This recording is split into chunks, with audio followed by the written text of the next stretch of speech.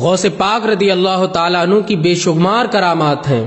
انہی بے شمار میں سے ایک کرامت آپ سنیں کہ غوث اعظم رضی اللہ تعالیٰ عنہ نماز پڑھنے کے لیے جامع منصور مسجد میں تشریف لائے. آپ نے نماز کے لیے نیت باندھی اور آپ قیام میں کھڑے ہو گئے. اتنے میں ایک سانپ آیا اور غوث پاک رضی اللہ تعالیٰ عنہ کی سجدے کی جگہ پر بیٹھ گیا، لیکن غوث اعظم نہیں ہٹے. کیوں؟ آپ اللہ کے ولی ہیں، اور جو اللہ کا ولی ہوتا ہے اسے دنیاوی کسی چیز کا خوف نہیں ہوتا. آپ نماز پڑھتے رہے، سانپ بھی بیٹھا رہا. آپ نے رکوع کیا اور رکوع کرنے کے بعد آپ سجدے میں گئے تو سانپ ہٹ گیا. غوث اعظم رضی اللہ تعالیٰ عنہ قعدے میں بیٹھے. اب وہ سانپ کیا کرتا ہے؟ جب آپ اتحیات میں بیٹھے تو سانپ آپ کے زانوں سے ہو کر کے سینے کے رہا، آپ کے کاندھے پر سوار ہو گیا. مگر غوث پاک رضی اللہ تعالیٰ عنہ نے نماز کو نہیں توڑا. آپ نماز پڑھتے رہے. آپ نے سلام پھیرا اور جیسے ہی غوث پاک نے سلام پھیرا تو سانپ غائب ہو گیا.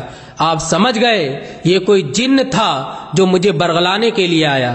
چونکہ آپ اللہ کے ولی ہیں، آپ کو تو خوف ہی نہیں ہے، اور آپ جانتے بھی ہیں یہ کون تھا.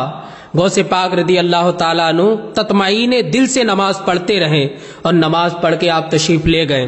جب دوسرے دن آپ اسی مسجد کے اندر تشریف لائیں تو آپ نے دیکھا ایک بہت بھیانک شکل کا انسان کھڑا ہوا ہے.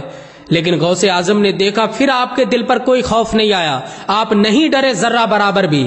تو وہ آ کر کے اصلی صورت میں آ گیا اور بولا کہ حضور غوث اعظم، میں نے آپ جیسا ولی نہیں دیکھا.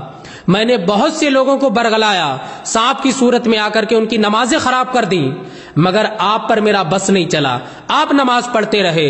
آپ یقیناً اللہ کے ولی ہیں، آپ اللہ کے دوست ہیں. غوث اعظم رضی اللہ تعالیٰ عنہ چونکہ اللہ کے ولی ہیں، کوئی خوف نہیں تھا. پھر وہ آپ کے پاس آیا، بولا حضور آپ مجھے اپنے دستے حق پر آپ مسلمان فرما دیجئے. سبحان اللہ. آپ دیکھیں غوث اعظم کی یہ کیسی کرامت ہے کہ جن آپ کے دستے حق پر مسلمان ہو رہے ہیں اور وہ آپ کے دستے حق پر مسلمان ہو گیا، مشرف با اسلام ہو گیا. تو حضور سیدنا غوث الاعظم نے انسانوں کو بھی دین کی دعوت دی ہے اور جنوں کو بھی دین کی دعوت دی ہے. پوری زندگی اللہ اور رسول کے لیے آپ نے دی ہے، قربان کر دی ہے. تو اللہ پاک نے انہیں یہ مرتبہ دیا ہے کہ آپ کا قدم تمام اولیاء اللہ کی گردنوں پر ہے.